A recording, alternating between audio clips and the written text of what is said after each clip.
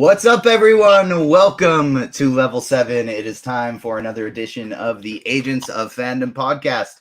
I'm your host, TJ Zwarych, with a wildly special guest here today. Not only was this one of the very first guests ever on the Agents of Fandom podcast 2 years ago when we were just starting up, you may know him as player 182 from the Squid Game. I know him as my good buddy TJ Stukes. How you doing?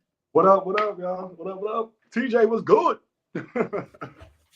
So happy to finally link up with you and talk about this. You've been keeping secrets, and now finally it's all out in the open, and you get to dive into it.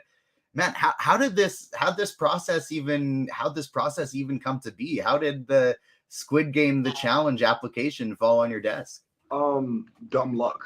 So literally scrolling Twitter, and I saw, Squid Game application right now. I'm like, huh?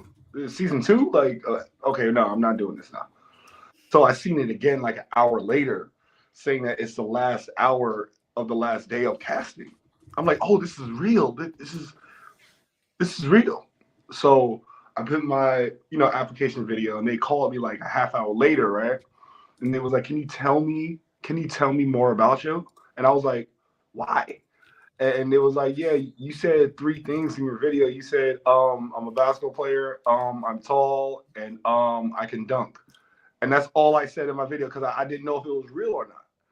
And they called me, and we spoke about an hour, and then literally the agonizing time of waiting to know I was casted was like a month and a half. So after that month and a half, they sent me an email, and then my wife was like, "It's fake. You're kidnapped. Your organs gonna get sold. Like you ain't coming back. Make sure we have insurance just in case. So I can take care of the kids." And I was like, "Damn, man! Like have some confidence in me." But I'm telling you that from knowing I was actually cast to the time of leaving to film was agonizing, because they needed a lot of stuff. We had to take a mental test, like literally, and then a physical test, like from a doctor. We had to have signed documents from a doctor to take a physical test. They were not playing, and my wife was like, they keep asking you if you're healthy. They're selling your organs. Like, get out now. And I was like, just be quiet, man. I got it. And so, after that, history was made. Left for London, and boom. And kind of like, so on that note, with them like requiring really to know to ask how healthy it is, don't want to fully dive into the show yet, but there's been so many reports that have come out of just like the conditions were terrible, so difficult, inhumane. From your perspective, like how much of that was blown out of proportion? How much of that was real? One of the ones I saw yesterday was that the people in the game, they didn't have any lip chap, and they needed lip chap, so they started using lubed condoms on their lips to get their lips looking good. How much of that was true? Why didn't you have any lip chap? Okay, so full disclosure. They red light, green light was one of the most difficult things that anybody part of the show who made it far or who didn't. It was the most difficult thing they've done. So we were in back editions, but they told us this.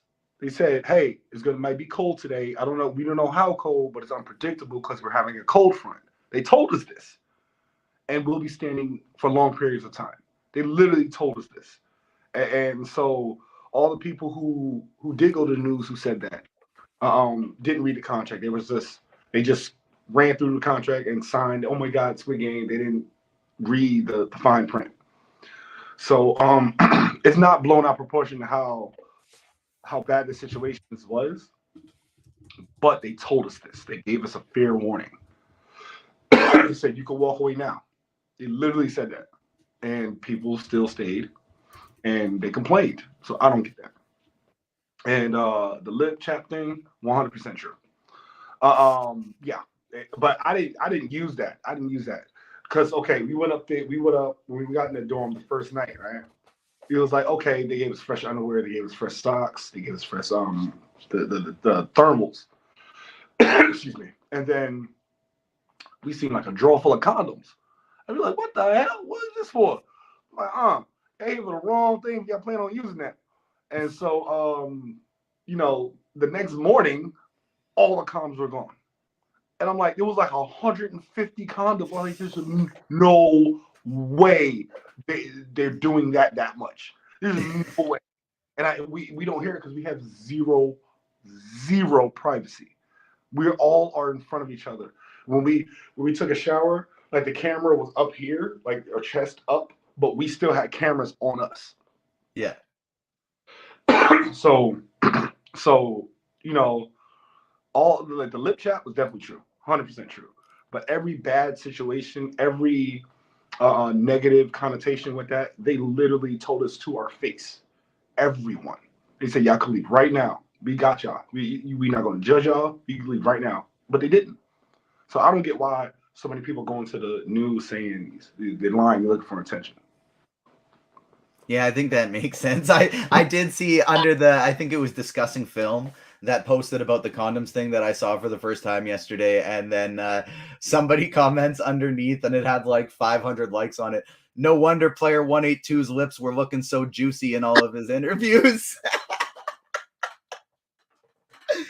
And it was just in one that you were like, it was like a still image and your lips were out like that and they looked good. So I was like, oh damn, I'm gonna have to ask about this now. But I'm happy that I showed up in later episodes. Yeah. Like a battlefield. So this wasn't your first time on television. Hell, this wasn't even the first time I've seen you on Netflix. Your basketball career has led you many places in kind of right into an acting career. Before we talk about the specifics of the games, kind of give me a background of how TJ Stukes got here. Okay, so my first stint in the limelight, like I would say the limelight in quotes, was in 2005. I did a reality show with MTV. It's called Nike Battlegrounds. It was hosted by LeBron James, and they had a plethora of NBA players that was involved with it.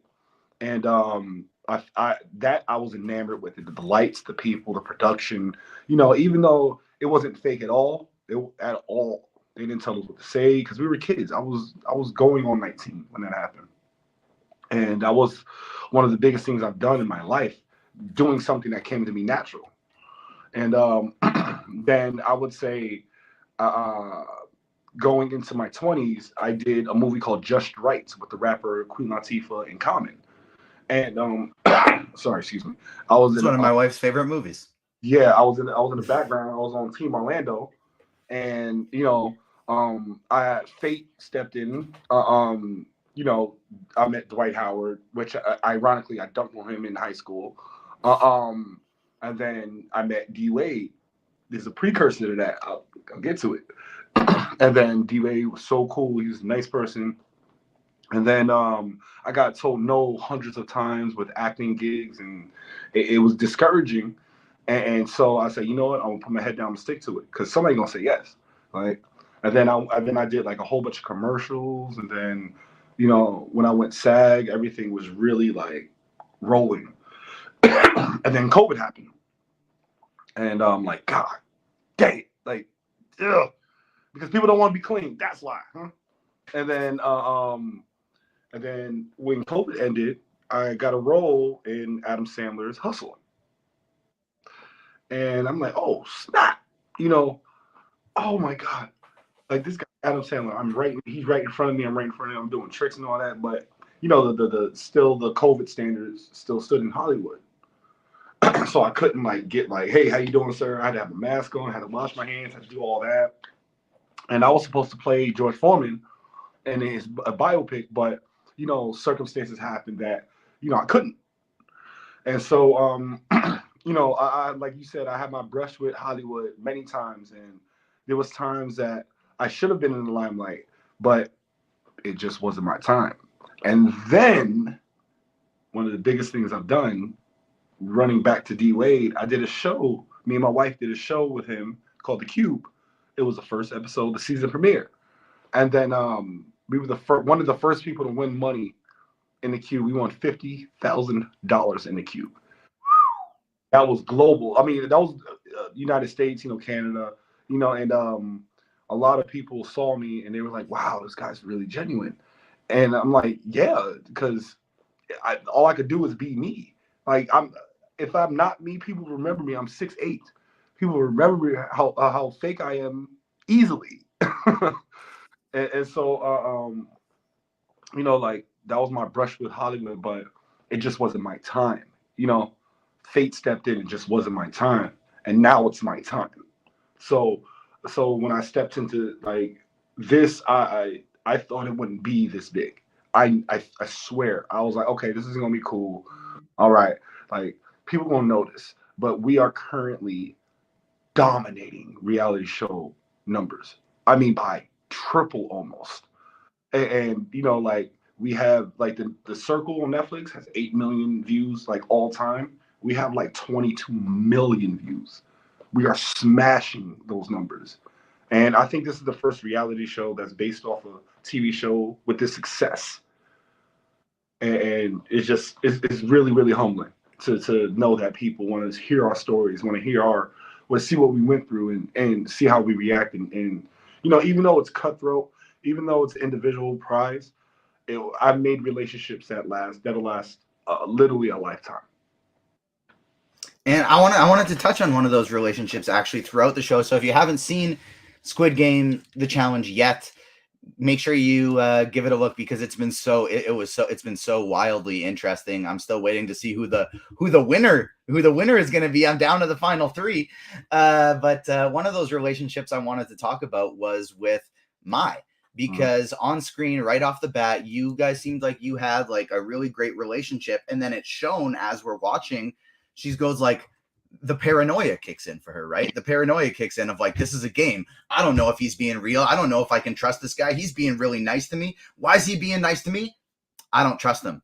And then she finds out as the game goes on, like, no, Mai, I'm being real. And you can just see how she feels pain from misjudging you. She feels so grateful from you being there with her.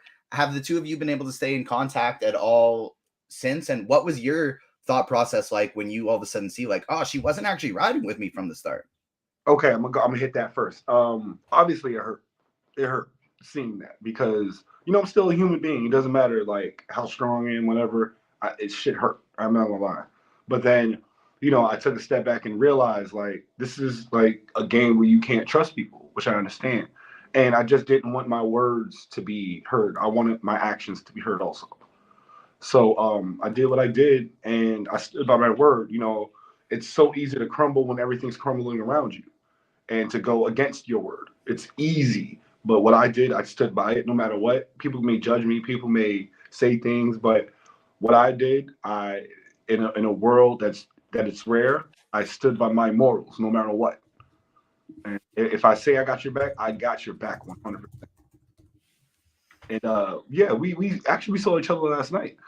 And me and her had a great conversation, and me and her husband, man, we exchanged numbers because this like her husband's so wise, she's so wise, like, and I only thought it was like there, but no, she is wise. Like I just listened to her speak because, like the one thing like you can speak great words, but you also have to be a fearless listener. So I listened, and she, of course, she apologized. But the thing is like, she was like, "You are a real one. You stood by your word," and I appreciate that. Like, nobody stood by their word. Only one person by my side stood by their word, and you stood by your word. And it's just that a man like you is rare. And I'm like, thank you. Like, but I'm just a man still, just with morals. And that was one of the things I noticed straight off the get-go. Like, I'm happy you brought up The Circle on Netflix because that's one of my favorite reality TV shows. And one of our co-hosts of the Ticket to Reality podcast, Lee Swift, he was a finalist on it. I tried to see if he could join us today for the interview as well, but he had some other stuff going on. But one thing with that show is there was right from the first season, second season, there's this guy on it named Joey Sasso, and I'm watching his videos, his like intro videos at the beginning, and I'm like, wow, this guy is the worst. And then as I get to know him, as the show goes on, I'm like, wow, I can't just be judging it from a promo video. This guy he's genuine, he's kind, he's fantastic.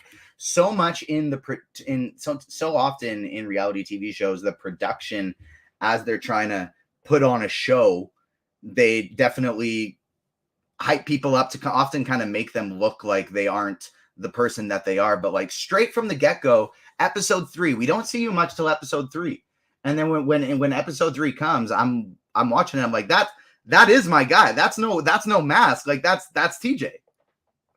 Yeah.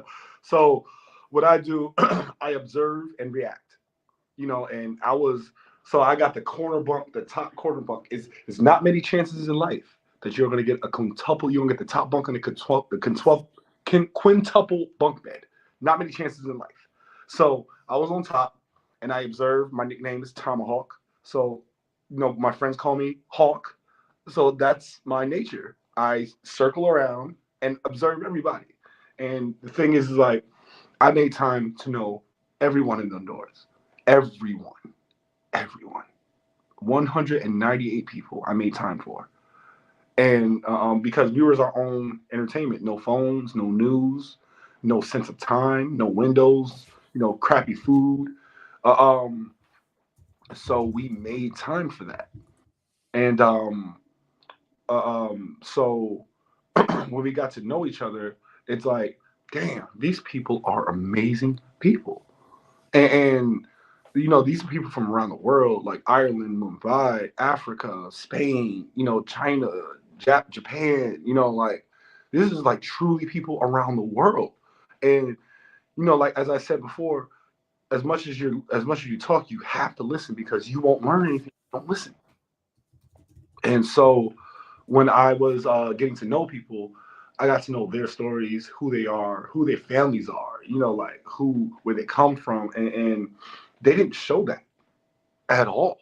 Like they didn't show a lot of people like that deserved the limelight. And the production, like you said, it portrays people like villains, like 432, right? He was just himself. He wasn't fake. He wasn't acting like that. That's literally him. And me and him, we had a great talk, and they didn't show that as men, as black men, and in front of camera, and just being like representing not just himself but black men all around. And we had a great talk, and he understood, what it take. And you see the episodes he quietly, like little by little, diminished his jock attitude.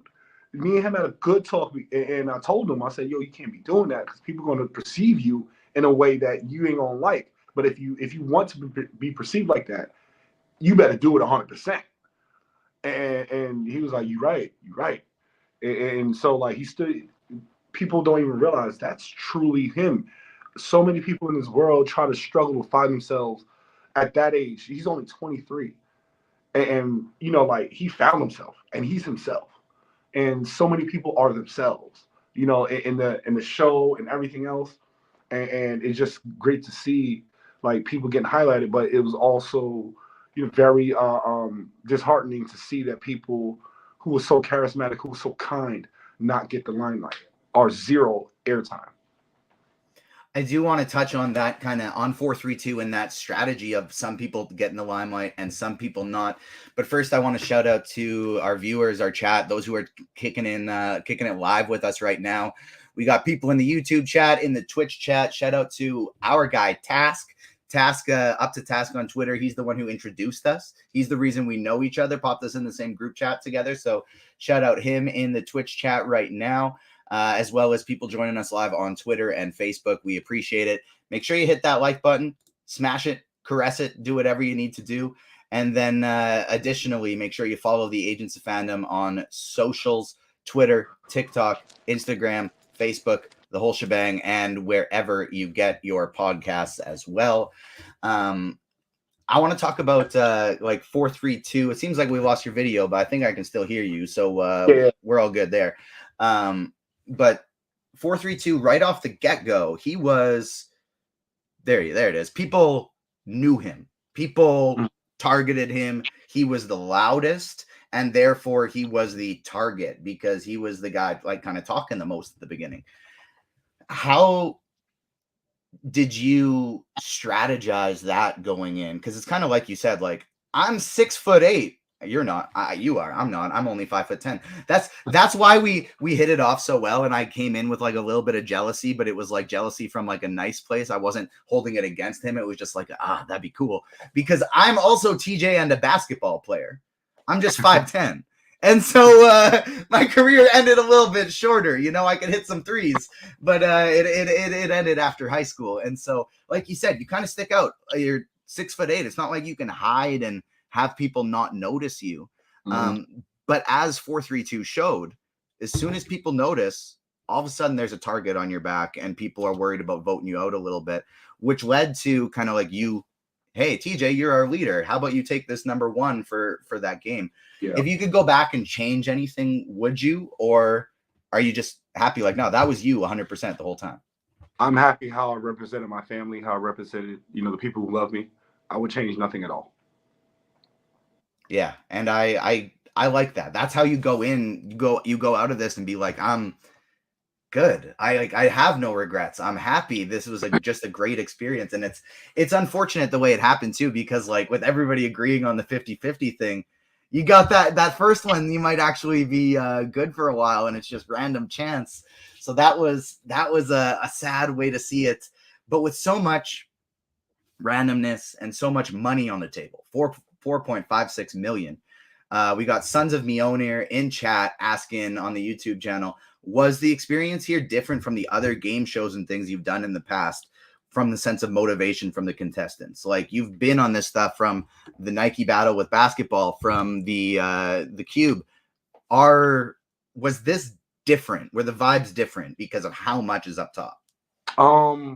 Definitely. It was the Battlegrounds was a grand production with a lot of famous people. The Cube was a grand production, but in COVID, so we couldn't go near people. This one, it was so different because it was so many different people from around the world. So many. And it was so many people with one goal. But they were all good people. Like how like in the show, in the TV show, there was some good people, but mostly like people headhunting, because it was literally life or death. This one, they didn't expect us to like each other. We all did, and it was just happenstance that we were stuck in that situation where we had to play for that. But have to do what you have to do. You got to react or you get eliminated. So a lot of people got eliminated because they didn't react quick enough. And yeah, so I'd say that, yeah, definitely, it was definitely different. Have you been able to, with all those great people you were competing with, like you said, you chatted with Mai just last night, you saw her. Are there any of these people that you've been able to not only stay in contact with, but like, that's my boy, that's my girl now. These are my friends for life. Definitely 183, my white shadow. I call him my white shadow because he's like half my height and half my. And then who else? Darius. Basically our alliance. That we had Darius, Shaney, Jesse, and myself. We talk. We don't talk as often as I would like, but we do talk. And I talked to a lot of the contestants. I talked to a lot of them. One-on-one, and hey, how you doing? Are you all good? Checking on each other, just making sure we're good. Because like I said, we've been through something. We trauma bonded, and through that trauma bond, we can create a lifelong bond. Yeah, that was trauma bonding, because while it's a game, while it's a show, while there's money up top, that was one of the more difficult, grueling reality TV shows we've kind of seen, just from this, not from like necessarily the sheer difficulty of the challenges. Obviously things like, Amazing Race, Survivor, they get pretty tough, but the mental taxation of the grueling time you're there and just being able to, you may be gone on a moment's notice from absolutely nothing happening. And so like how long did that take you after you got back home to kind of like, oh, my life is not on the line at all times, I can just chill? It took me about 4 months to get fully good, like physically, mentally, and emotionally, because that experience was emotionally taxing. Just imagine every day for 5 weeks you're completely on edge. You don't know what's going to happen next. You have no control of anything. The only thing you can control is how you react to things. That's it. Like, you have no control of anything. And 5 weeks straight for 24 hours a day, we were being filmed. So you can imagine how much footage they have. And they had to fit that in 10 episodes, which is a difficult task. And just it took me like physically about 2 months to get good, and then mentally about 2.5, but emotionally about 4 months. I found myself crying over everything. And in London, I was crying every single day, and I'm so glad they didn't show that. Oh, that would be me too. Like anytime I'm watching a reality TV show on TV, I'm sitting there like, I could do all of these challenges. I could not live here. Like I need to be back home in my own bed with my people, with my two dogs, with my cat. Then I could go out there every day and do the challenges, but like I need my comfort. Otherwise I'd fold. I know I would.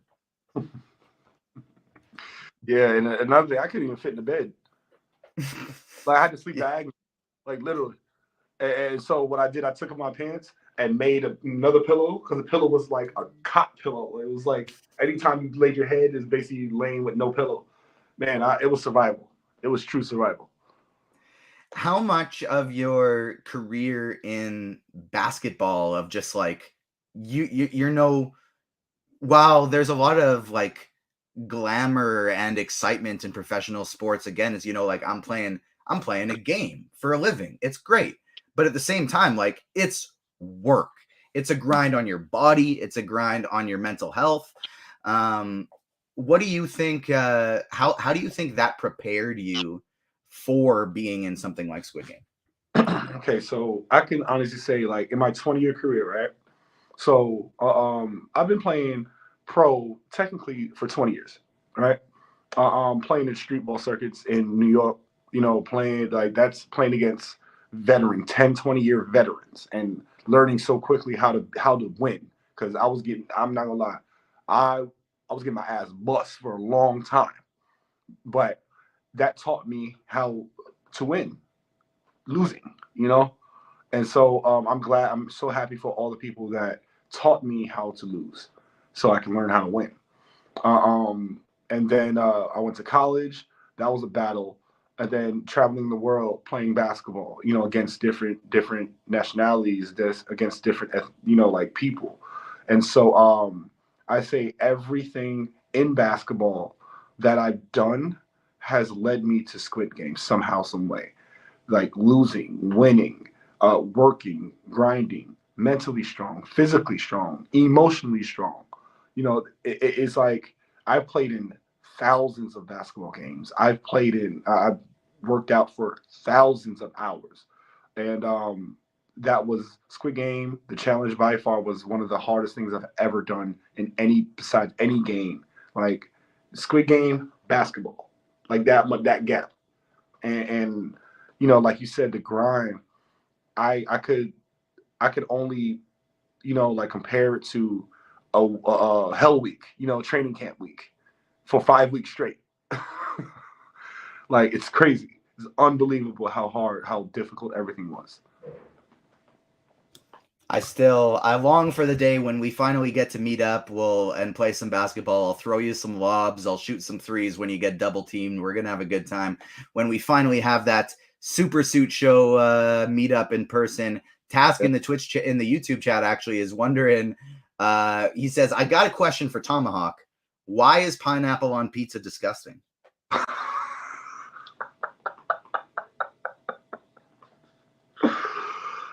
I don't know. It's not me who eats pineapple on pizza. My wife does, and I look at her in confusion. But I don't judge her. I just look at her like, oh, babe, you're so confused. You're so cute. And so like it's like looking at a dog, looking at his butt. You know, it's cleaning, and then you're like, ew, you're licking your butt. It's just like that. Oh, that's too good. We got Jennifer in the YouTube chat saying, TJ, I appreciate your prayer and your faith while you were on the show. And I gotta say, like, it truly was just like such an enjoyable time watching you on this show, because like there are so often where, especially like when it's somebody you know, right, you get that little bit of extra like, ooh, like I'm actually cheering for you now because I Yeah. know who you are, not just, oh, I think I like this person from watching them.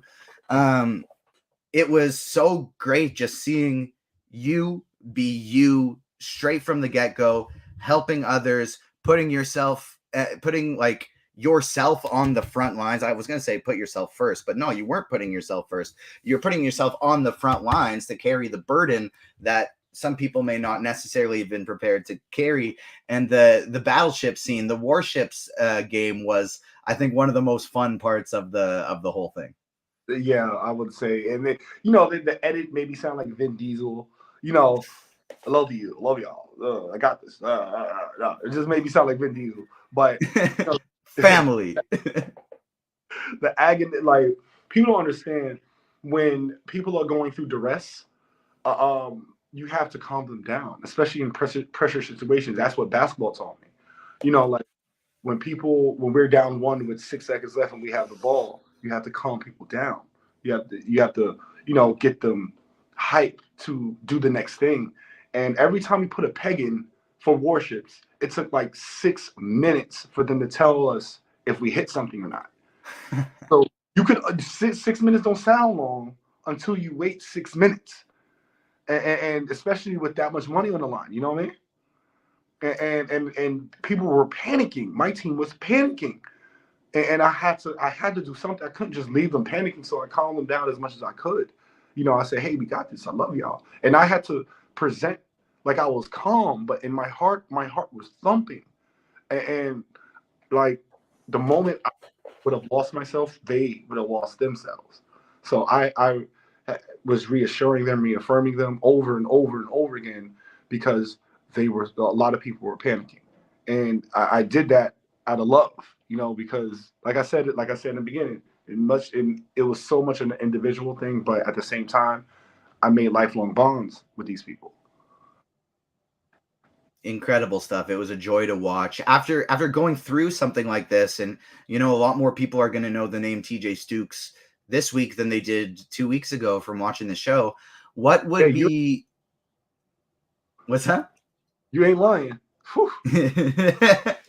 I saw those Twitter things being like, "Hello, TJ Stukes, you have gone viral."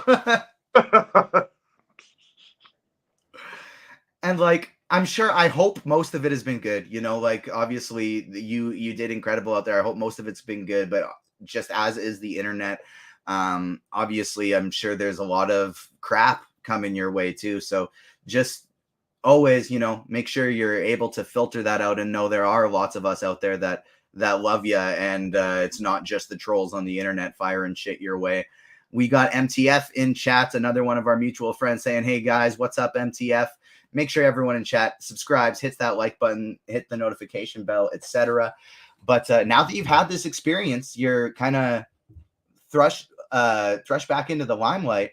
What would you, not necessarily what's next, but what would you like to be? Like, what would be the next set of goals? Or do you got the reality TV buzz? You want to get in some more challenges? You want to get back into the acting game? I know you're coaching right now, if you wanted to touch on that a little bit as well. Like, what are the next kind of set of goals for TJ Stukes? Because I know you're not the guy that's just going to be like, "Nah, I'm chilling, I'm not doing anything." You always got something big on the next set of goals. Right. So I do got that reality buzz. I do want to do another reality show. I really, really want to do The Circle, and I really, really want to do Physical 100. I really want to do Physical 100. That is like something like I'm eyeing. I don't know who I gotta get in contact with. I truly I want to train all over again. I want to get focused. I want to get fast. because I think that's one of a challenge that I would love to do. And but I do want to do more movies or TV shows or whatever. I do want to act. I don't have nothing in the horizon yet, but coaching, like the reason why, I'm so adamant with coaching, it's a difficult job to go from a player to teaching the game, you know. And my wife, she is like Sam. She's one of the best people that I've seen coaching. I'm learning so much from her, and my assistant, other assistant, Stephen Mehta. Like I'm learning so much so fast, and I'm starting to love this job. At first, I was like, ugh, got to teach people, ugh, but I'm starting to love this job. And the women in Northern New Mexico College basketball, they make the job easy for me, and like I'm learning on the fly just as much as I'm studying.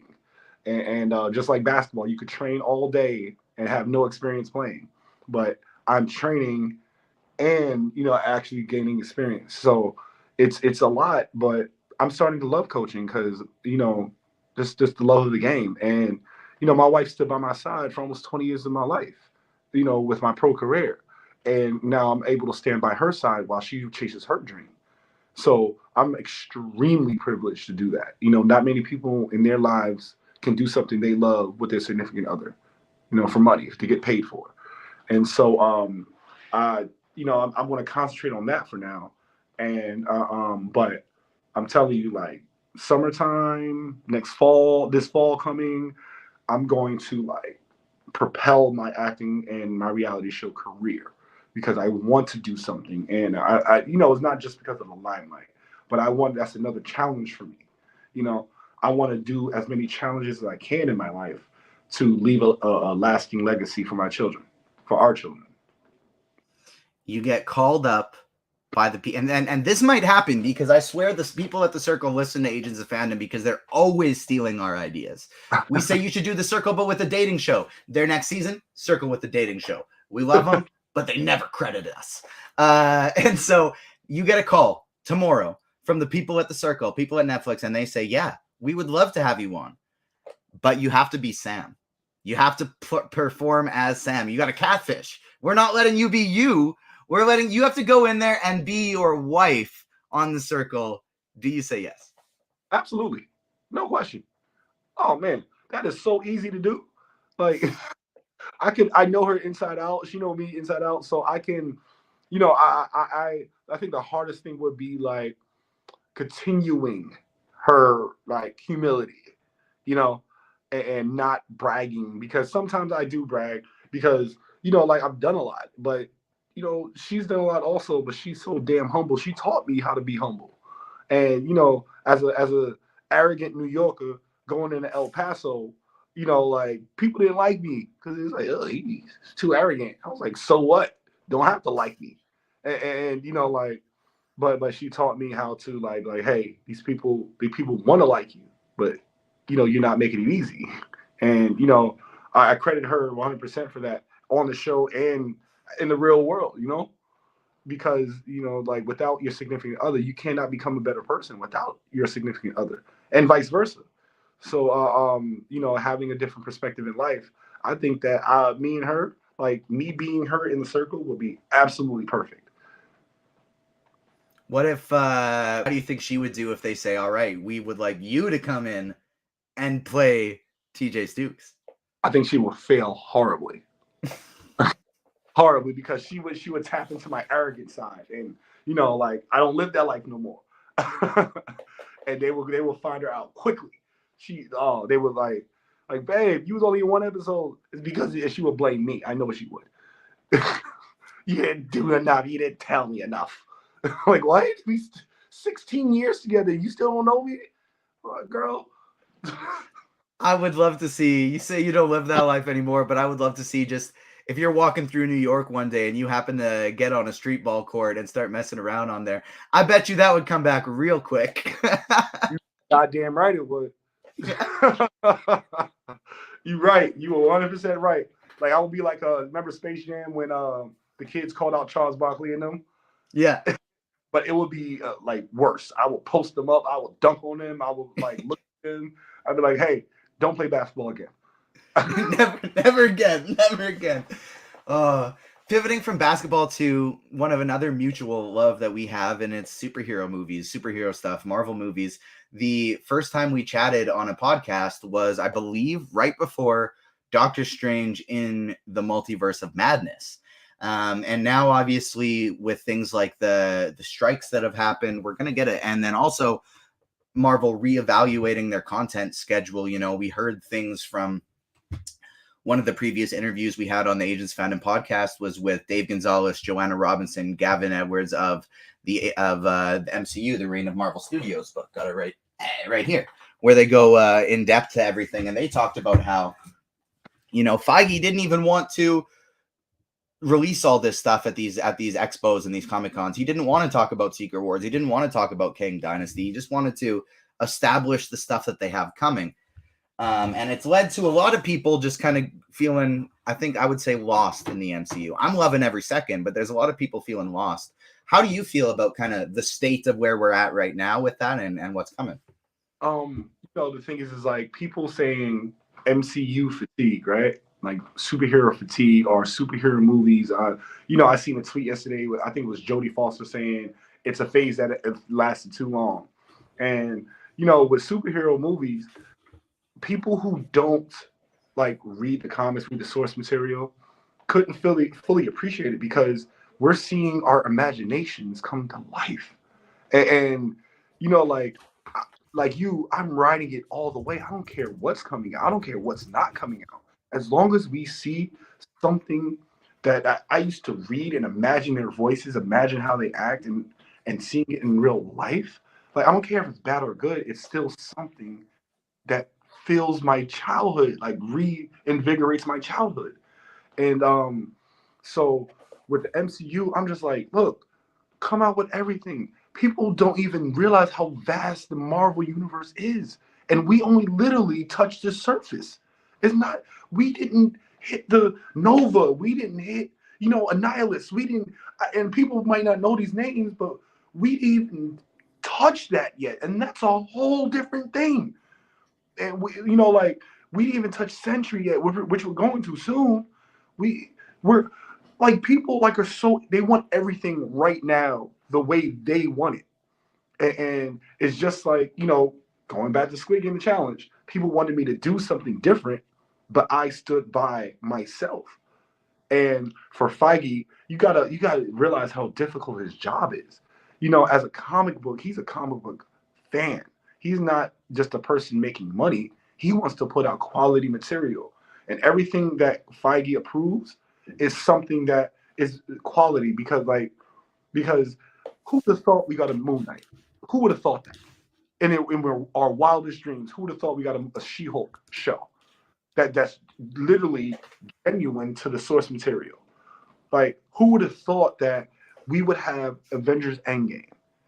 You know, one of probably the best cinematic experiences I ever had in my life.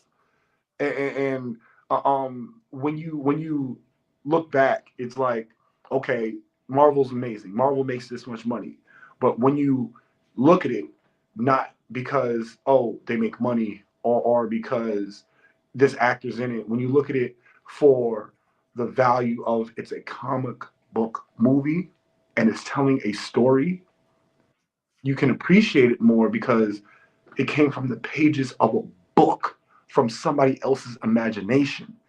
This is they made characters from imagination and now went translated from wondering how they act, wondering how they sound to knowing how they look to knowing how they sound to an actor being perfect for the role. Like Chris Hemsworth, for example, Love and Thunder. People bash him it every day. And when I say my piece, they're like, "What? You're crazy."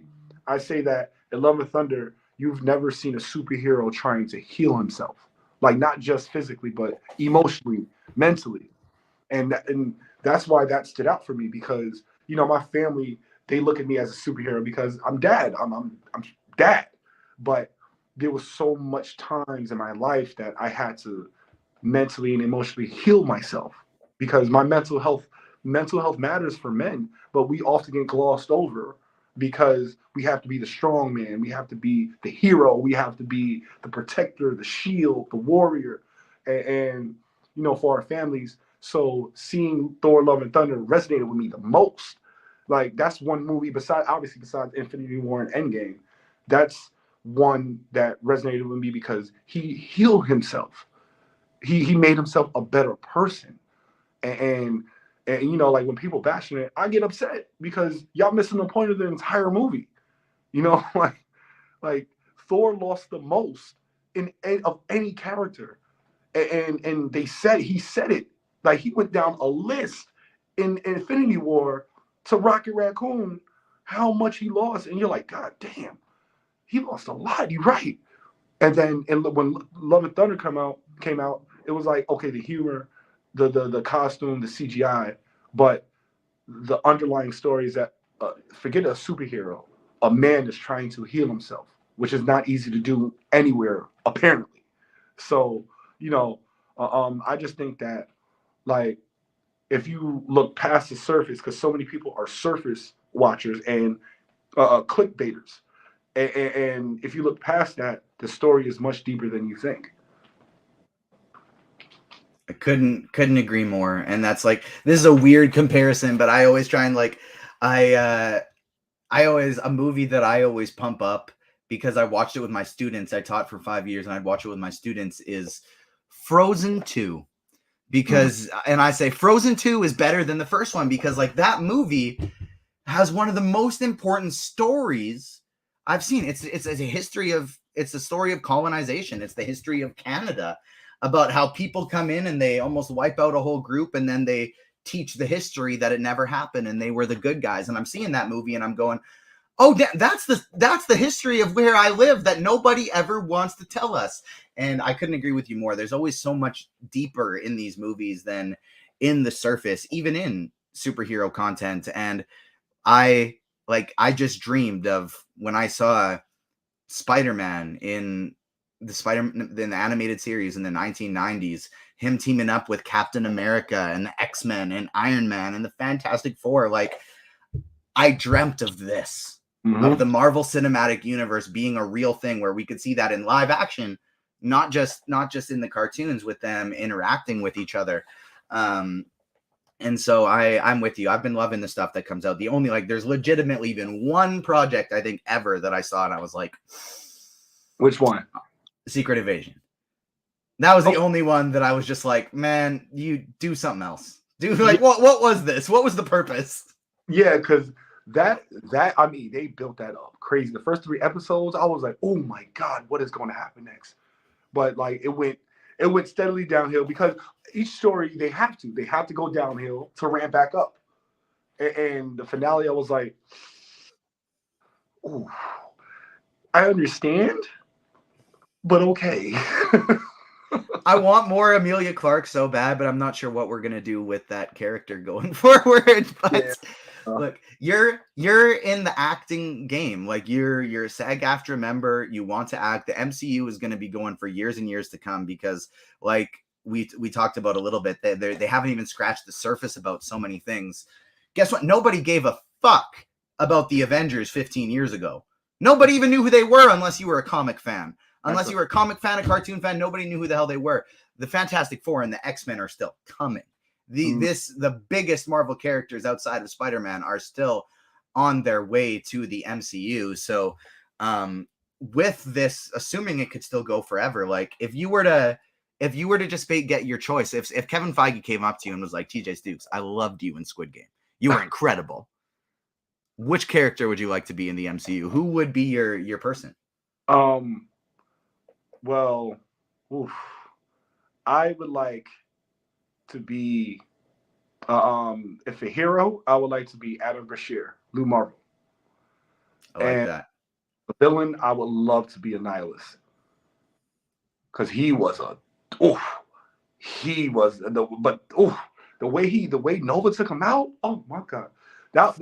I would love to have that played out. Like I would love to be like Annihilus because he was a menace to everyone.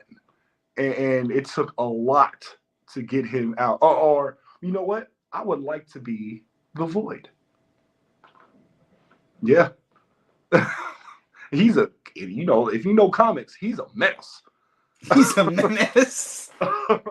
I heard that in J. Jonah Jameson's voice. Maybe I've been playing too much Spider-Man, but I heard that in JJJ's voice. He's a menace. The chat is absolutely loving you, Stukes, loving these ideas, loving your insights and knowledge. Before we get out of here, where can the people find you on socials? And then if you have anything that you would like to make sure they're checking out, now's the time to plug. Well, my socials is my name. Search my name, TJ Stukes, Stukes. Search it. You could find me anywhere. Like Google me, Instagram, TikTok, Facebook. What else? Twitter, Threads. I don't know. CapCut. You can find me anywhere. Just using my name. And I want to say this. Shout out to my wife Sam. She's been my rock for a long, long, long time. And thank you for allowing me to follow you in your dream. Our kids, Amari and Alana, because they'll kill me if I didn't say their name. If you want to play PlayStation, PSN, TJ Stukes. Everything is TJ Stukes. Great thing I have a unique name. Good. TJ is a good name. Yeah, TJ is a great name. TJ is a great name. I'll tell you. 2 letters is hard. It's easy to remember. I